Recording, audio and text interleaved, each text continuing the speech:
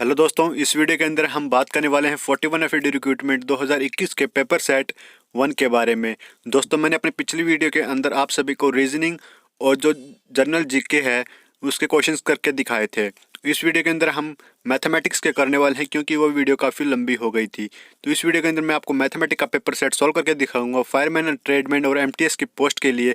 तो वीडियो के लास्ट तक बने रहिए। चलिए दोस्तों, वीडियो शुरू करते हैं। दोस्तों, आगे बढ़े उससे पहले मैं बता दूं कि मैथ एक ऐसा सब्जेक्ट है जिसमें सिर्फ मैं आपको एक आइडिया दे सकता हूं, बाकी क्वेश्चन आप सभी को खुद से सॉल्व करना होगा। तो इसलिए अपने हाथ में कॉपी और पेन ले लें। तो चलिए दोस्तों, वीडियो शुरू करते हैं।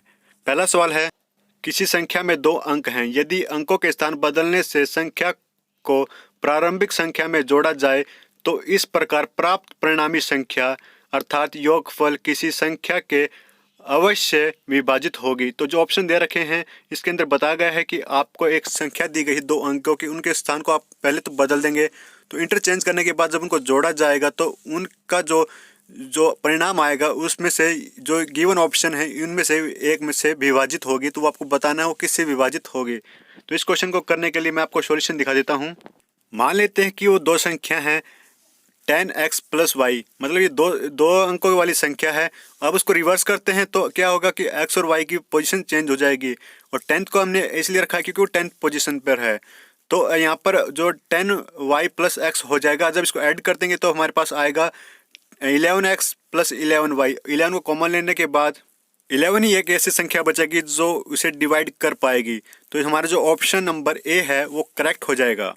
नेक्स्ट क्वेश्चन है क्वेश्चन नंबर 52। 2 संख्याओं के लसाअ तथा मैसाअ यानी एलसीएम और एचसीएफ का गुणनफल यानी मल्टीप्लिकेशन 24 के इक्वल है।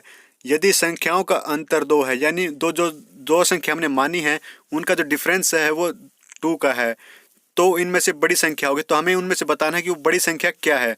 तो इसका सॉल्यूशन आप देख सकते हैं, कुछ इस प्रकार निकलेगा। मान लीजिए कि जो बड़ी संख्या है वो x है, देन स्मॉलर विल बी, मतलब जो छोटी होगी वो कितनी होगी, x माइनस 2, यानी क्योंकि इसका अंतर जो डिफरेंस है वो 2 का दिया रखा है। और जो एलसीएम और एचसीएफ का मल्टीप्लिकेशन है वो 24 है, तो जो कि इक्वल होता है जो फर्स्ट नंबर होता है और जो सेकंड नंबर होता है उसके मल्टीप्लिकेशन के इक्वल।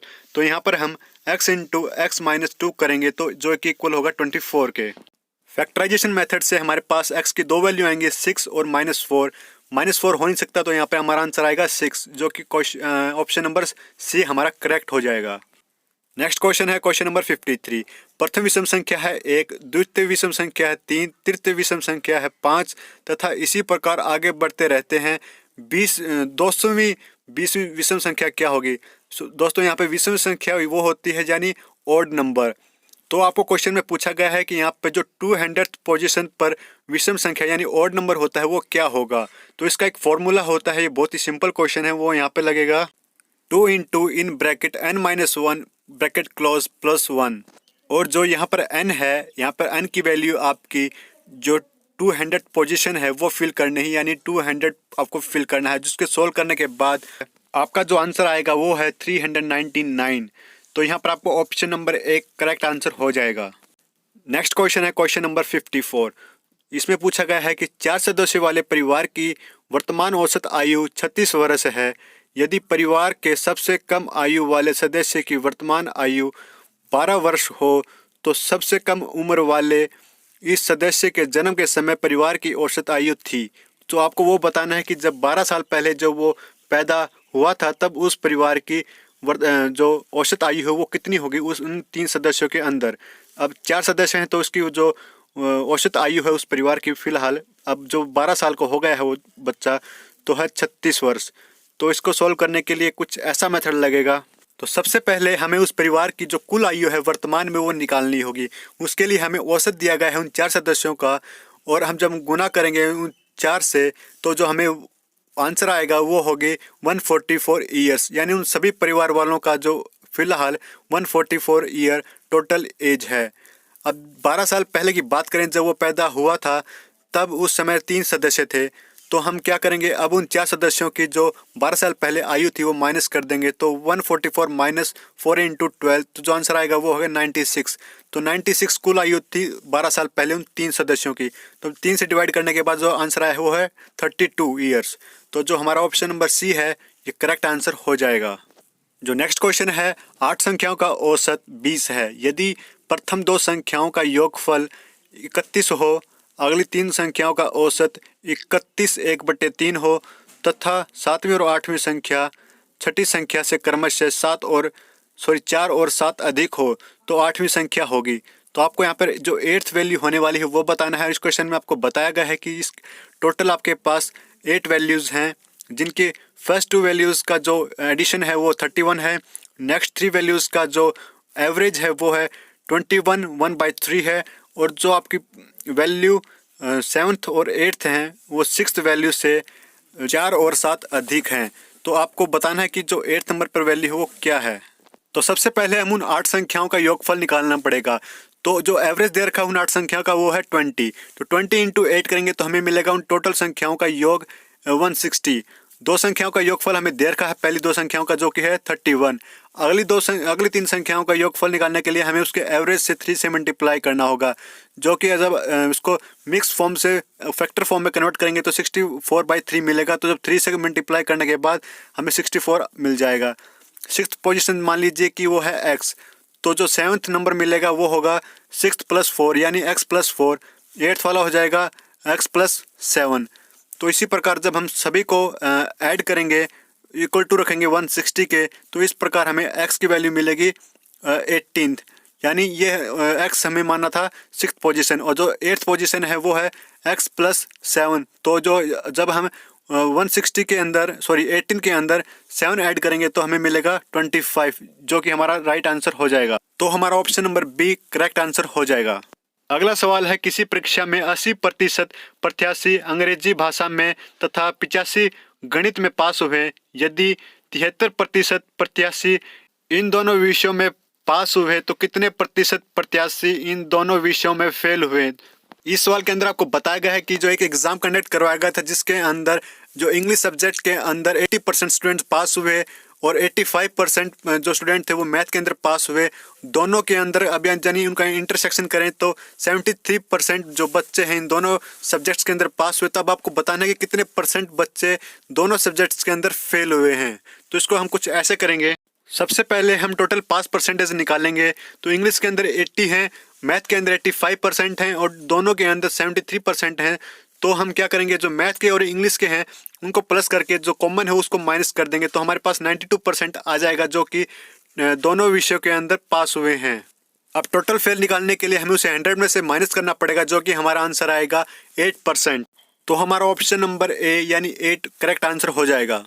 नेक्स्ट क्वेश्चन है, यदि किसी उपभोक्ता वस्तु के मूल्य में 50% की वृद्धि हो जाए तो इसकी खपत में कितना भाग कमी की जाए ताकि उसकी खपत पर होने वाला व्यय पहले जितना ही रहे। तो यहाँ पर हमारे पास एक फॉर्मूला होता है R/100 + R, यानी जो 100 है वो वृद्धि है, तो इससे हमारे पास निकल कर आएगा कि 50/100 + 50 यानी 50/150। तो जब इसको सोल्व करेंगे तो हमारे पास जो आंसर आएगा वो आएगा 1/3। तो हमारा आंसर नंबर बी करेक्ट हो जाएगा। और ये फॉर्मूला है R/R 100 + R, ये हमारा अभिष्ट कमी का भाग यानी कमी निकालने के लिए यूज़ किया जाता है। नेक्स्ट क्वेश्चन है, वह सबसे छोटी संख्या कौन सी होगी जिसे यदि 375 यानी 375 को गुणा किया जाए तो गुणनफल एक पूर्ण धन प्राप्त हो जाए। यानी आपको एक ऐसी छोटी संख्या बतानी है, स्मॉलेस्ट नंबर, अगर आप उसे 375 से मल्टीप्लाई करें तो आपको एक कंप्लीट क्यूब वैल्यू मिल जाए।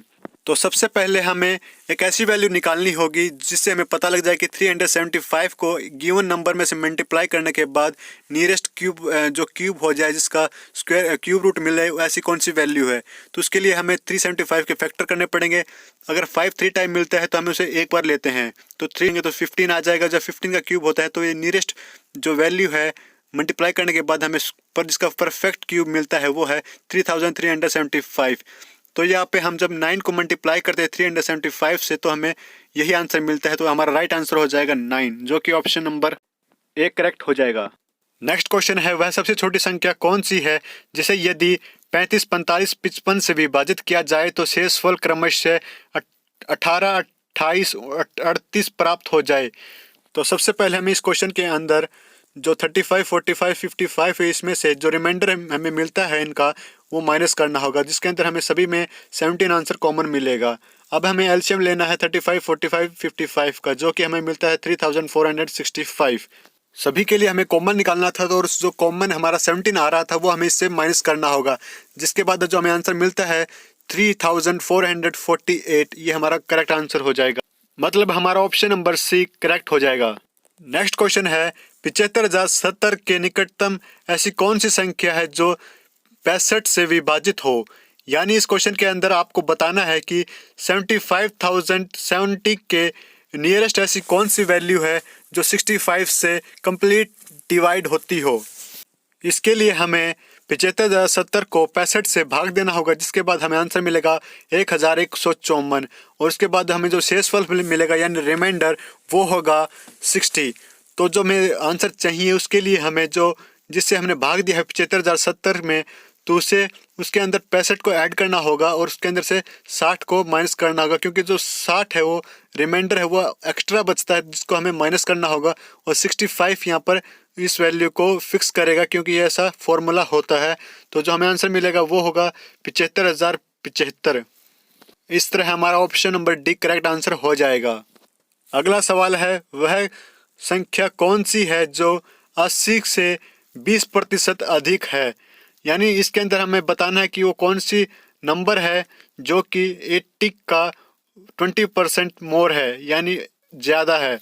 इसके लिए हमारे पास फॉर्मूला होता है कि हमें जिसका भी ज़्यादा परसेंटेज निकालना है तो ऊपर हमें न्यूमरेटर में ऐड करना होगा, डिनोमिनेटर में 100 रखना होगा परसेंटेज के लिए। तो यहाँ पर 80 × 120/100 हो जाएगा। जब इसे सोल्व करेंगे तो हमारे पास आंसर आएगा 96, जो कि हमारा ऑप्शन नंबर बी है। तो हमारा ऑप्शन नंबर बी करेक्ट हो जाएगा। अगला सवाल है यदि लागत मूल्य तथा बिक्री मूल्य का अनुपात 9:10 हो तो लाभ का प्रतिशत कितना होगा।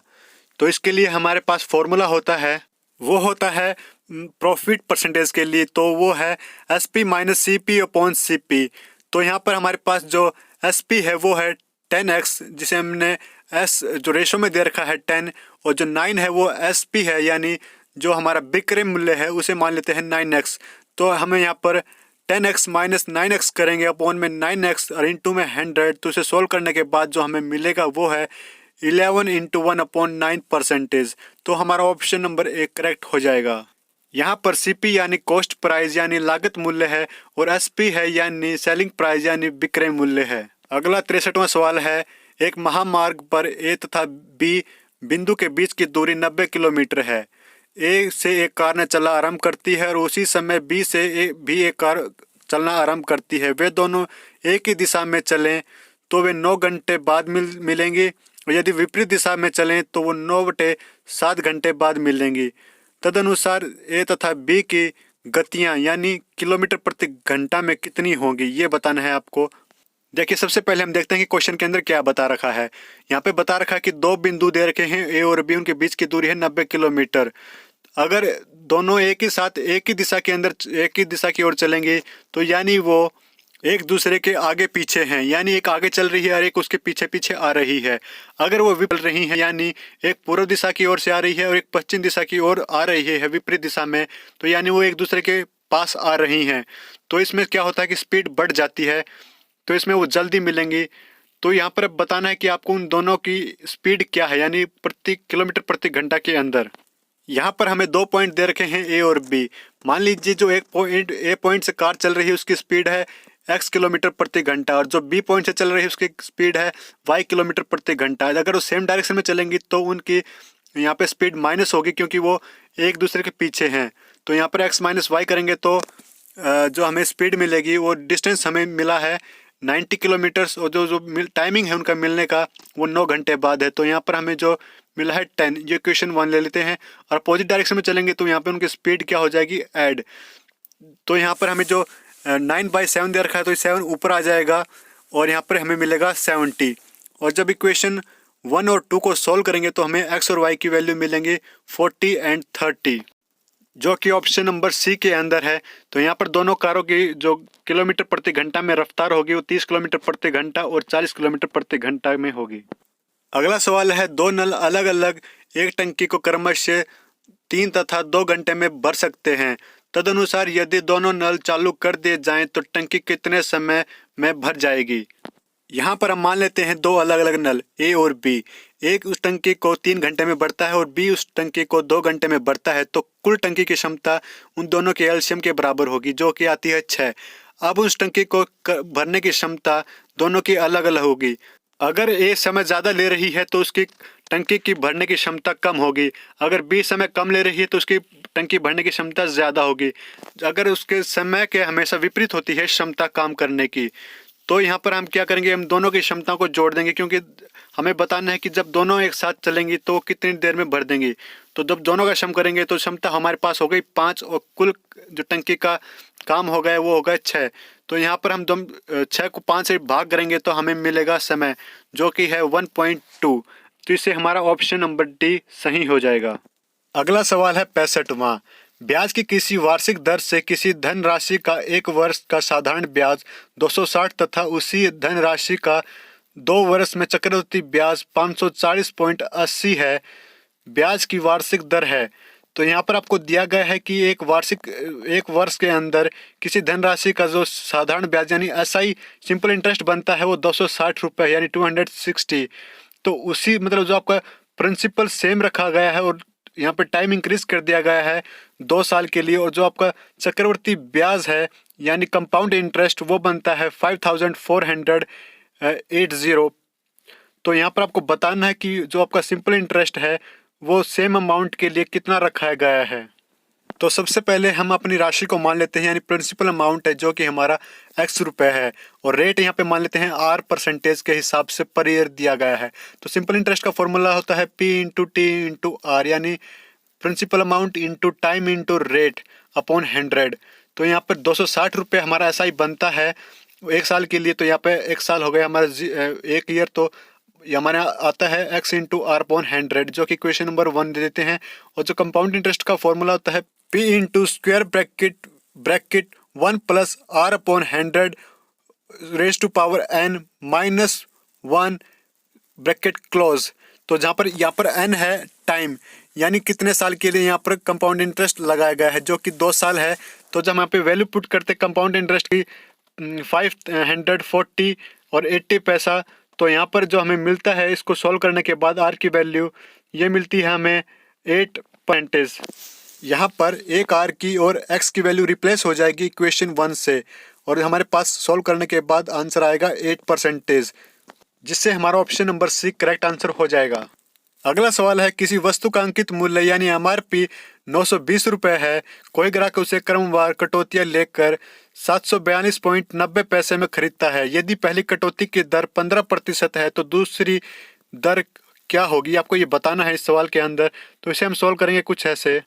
जो उसको टोटल डिस्काउंट लगा है जो कि एमआरपी था 920 रुपये, और जब उसको 2 बार डिस्काउंट लेकर उसे खरीदता है 442 रुपये में, तो यानी उसको छूट हुई 177.10 पैसे की। तो यहाँ पर जो उसका फर्स्ट डिस्काउंट था वो 15% का था, तो यहाँ पर उसका डिस्काउंट निकालेंगे कि उसमें से उसने 15% में कितना डिस्काउंट लिया। तो जो एमआरपी था 920 रुपये का, उसका 15% निकालें तो 138 निकलता है।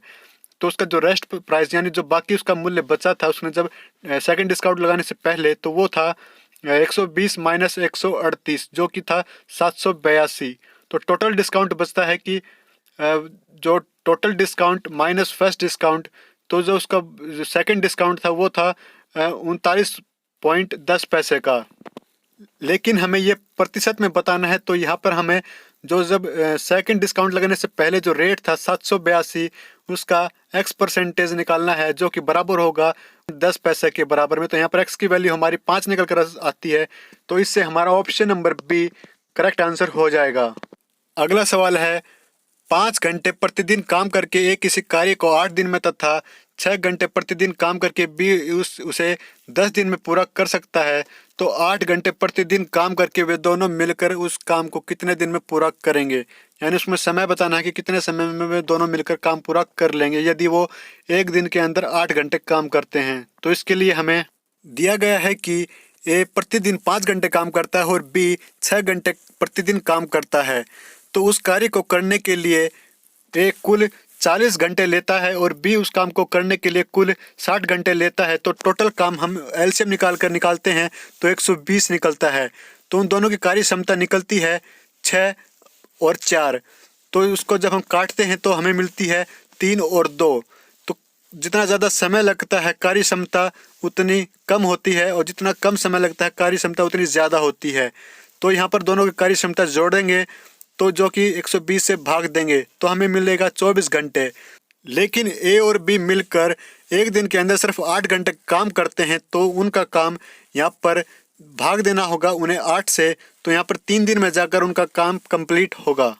तो जो हमारा करेक्ट आंसर होगा वो होगा ए, ऑप्शन ए।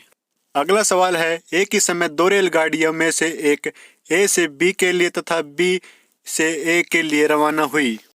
यदि वे परस्पर मिलने के बाद बी तथा ए का क्रमशः 4 घंटे तथा 9 घंटे में पहुंची हों तो रेलगाड़ियों की चाल का अनुपात था।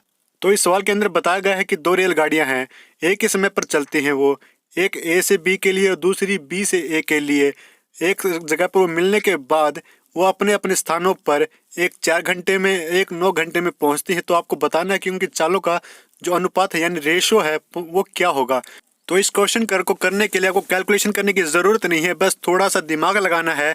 मैं आपको बता दूं आपकी जानकारी के लिए, जो रेशो होगा स्पीड का वो हमेशा अपोजिट होता है रेशो ऑफ टाइम टेकन का। तो यहाँ पे हमें टाइम टेकन दे रखा है कि बी 4 घंटे लेती है और ए 9 घंटे लेती है। अगर हम इसका रेशो में कन्वर्ट करेंगे तो हमें रेशो मिलेगा 2:3 यानी 2:3 मिलेगा। तो जो इसका स्पीड का रेशो होगा वो इसका अपोजिट हो जाएगा। तो इसका अपोजिट हमें ऑप्शन बी के अंदर मिल रहा है 3:2। तो इसका आंसर राइट हो जाएगा ऑप्शन नंबर बी।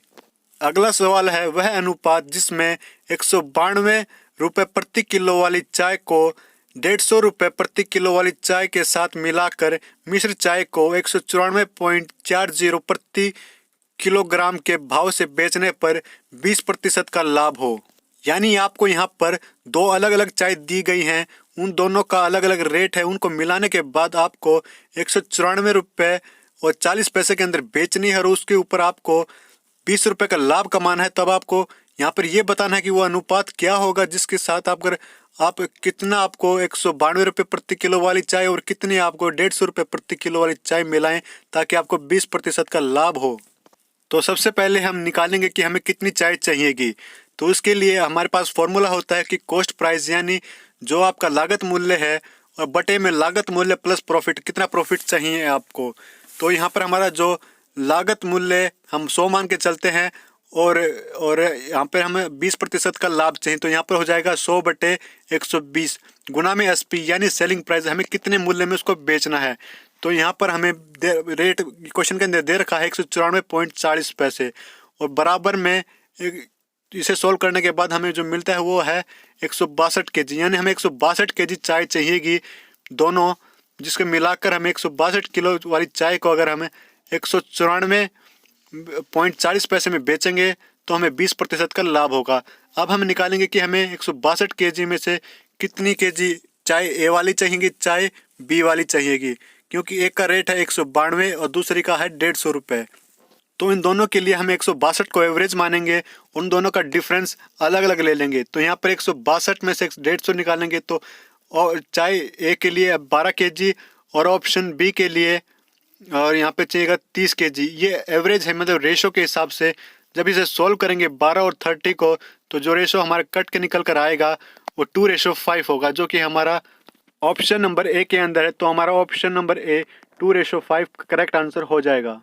अगला सवाल है, यदि 39, 48, 51, 63, 75, 83 x तथा 69 का औसत 60 हो तो x का मान कितना होगा। तो यहाँ पर आपको x को मिलाकर 8 वैल्यू दी गई है और जिनका एवरेज आपको 60 दिया गया है। अब आपको x की वैल्यू बतानी है। एवरेज निकालने के लिए हम क्या करते हैं कि सभी का सम करते हैं और उसे जितने भी नंबर होते हैं वो उनको डिवाइड कर देते हैं। तो 8 से डिवाइड करेंगे तो दूसरी साइड ले जाने पर वो 60 से मल्टीप्लाई हो जाएगा। तो यहाँ पर सॉल्व करने के बाद हमें जो x की वैल्यू मिलेगी वो है 52। तो हमारा option number C correct answer हो जाएगा। अगला सवाल है, हीरे का एक टुकड़े का मूल्य उसके भार के वर्ग के अनुसार परिवर्तित होता है। तदनुसार यदि ₹5184 मूल्य का एक हीरा है तो उसके भार का अनुपात 1:2:3 हो तो इस प्रकार के टुकड़े से हुई हानि ज्ञात कीजिए। यानी इस क्वेश्चन के अंदर बताया गया है कि एक हीरे का टुकड़ा है जिसका मूल्य उसके वजन के स्क्वायर के अनुसार चेंज होता रहता है। तो इसके अंदर आपको बताया गया है कि 5184 यानी 5184 रुपीज़ का एक हीरे का टुकड़ा है। अगर उसे 3 हिस्सों में काटा जाए, रेशो है 1:2:3 तो उसके ऊपर जो आपको लॉस होगा वो आपको फाइंड आउट करना है। तो इसके लिए हमें अलग अलग टुकड़ों का वेट निकालना होगा, कर उसका वेट निकालना होगा। तो सबसे पहले हम कंप्लीट डायमंड का वेट निकालते हैं। तो उसके लिए हम अलग अलग जो डायमंड लिए हैं, W, 2W और 3W डायमंड ले लिए, उनका जब सम करेंगे तो हमारे पास कंप्लीट डायमंड बन कर आता है, वो है 6W। तो यहाँ पर W हम एक वेट के डिनोट करते हैं कि ये एक डायमंड का वेट है। तो यहाँ पर हमें उसका वेट के उसका प्राइस के लिए हमें उसका स्क्वायर करना पड़ेगा, जैसा कि क्वेश्चन में दिया गया है कि उसके वेट के क्यूब स्क्वायर के इक्वल है। तो यहाँ पे ये हमारा प्राइस आ गया है। अब अलग अलग टुकड़ों के लिए निकालेंगे तो W² plus 4W² x plus 9W² x। तो जो टोटल टुकड़ा का वेट हमारे निकल कर आया है, प्राइस निकल कर आया है, वो है 14W² x। तो अब हमें उन सभी टुकड़ों का मूल्य एक साथ निकालना होगा, यानी उनका प्राइस एक साथ निकालेंगे। तो उसके लिए हमें उसके इक्वल रखना पड़ेगा सभी टुकड़ों का जो प्राइस है वो किसके, जो हमें दे रखा है कंप्लीट डायमंड का प्राइस जो कि है 5184। तो उसके हमें डिवाइड करेंगे टोटल टुकड़ों के अपॉन में कंप्लीट डायमंड के वेट से, जिससे हमारा एक अकेले का निकल कर आएगा और जो टोटल प्राइस हमें उससे डिवाइड हो जाएगा। तो वो निकल कर आता है सभी टुकड़ों का प्राइस 2016। तो वो टोटल प्राइस है एक डायमंड का, उसमें से हम माइनस कर दें तो हमारे पास टोटल लॉस आ जाएगा। तो जब हम 5184 को माइनस करते हैं, में से माइनस करते हैं 2016 को, तो हमें मिलता है 3168, जो कि एक लॉस्ट प्राइस है। इस हिसाब से हमारा option number B correct answer हो जाएगा। अगला सवाल है, एक खिलौने के अंकित मूल्य पर 30% की छूट उसके बिक्री मूल्य में ₹30 की कमी कर देता है, तदनुसार नए बिक्री मूल्य रुपए में कितना है। क्वेश्चन में बताया गया है कि जो एक खिलौने का MRP है, अगर उसके ऊपर आप अगर 30% का डिस्काउंट देते हो तो उसके जो बिक्री मूल्य यानी सेलिंग प्राइस के अंदर 30 रुपये की कमी आ जाती है। तो अब आपको बताना है कि जो उसका नया बिक्री मूल्य यानी सेलिंग प्राइस होगा वो कितना होगा। इसे सोल्व करने के लिए हम खिलौने का MRP यानी अंकित मूल्य को X रुपये मान लेते हैं।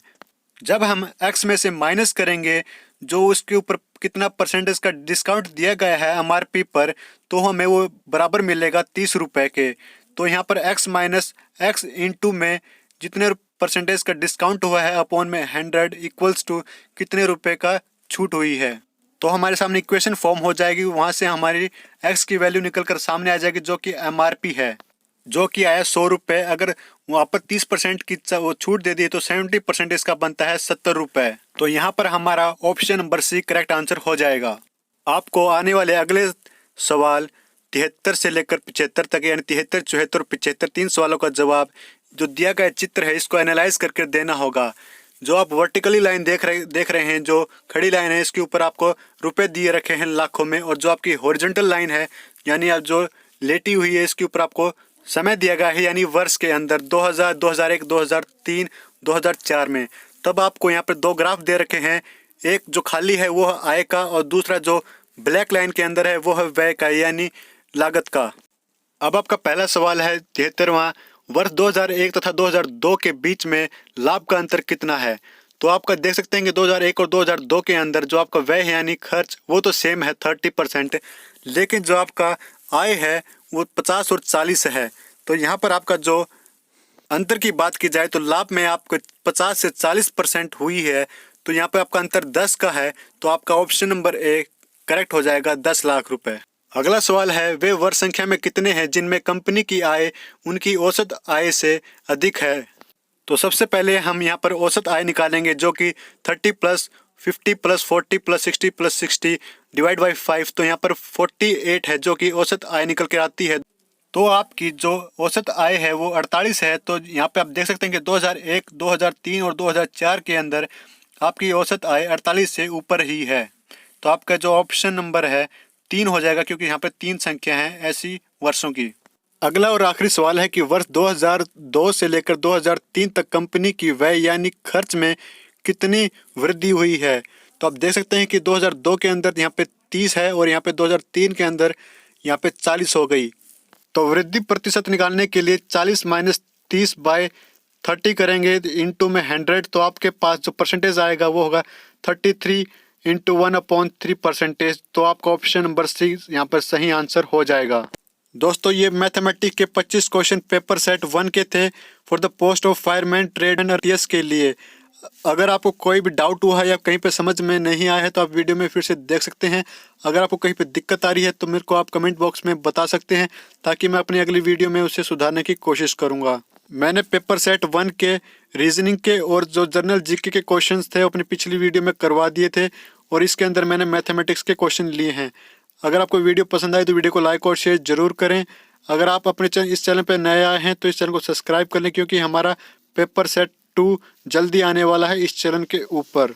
दोस्तों ये मैथमेटिक्स के क्वेश्चंस आपको ऐसे समझ में नहीं आएंगे, आपको खुद से प्रैक्टिस करनी होगी। मैं सिर्फ आपको एक आइडिया दे सकता हूं कि इसका सॉल्यूशन कैसे होगा और किस टाइप के क्वेश्चन पूछे जाते हैं। दोस्तों इस वीडियो में बस इतना ही, फिर मिलता हूं अगली वीडियो में। धन्यवाद।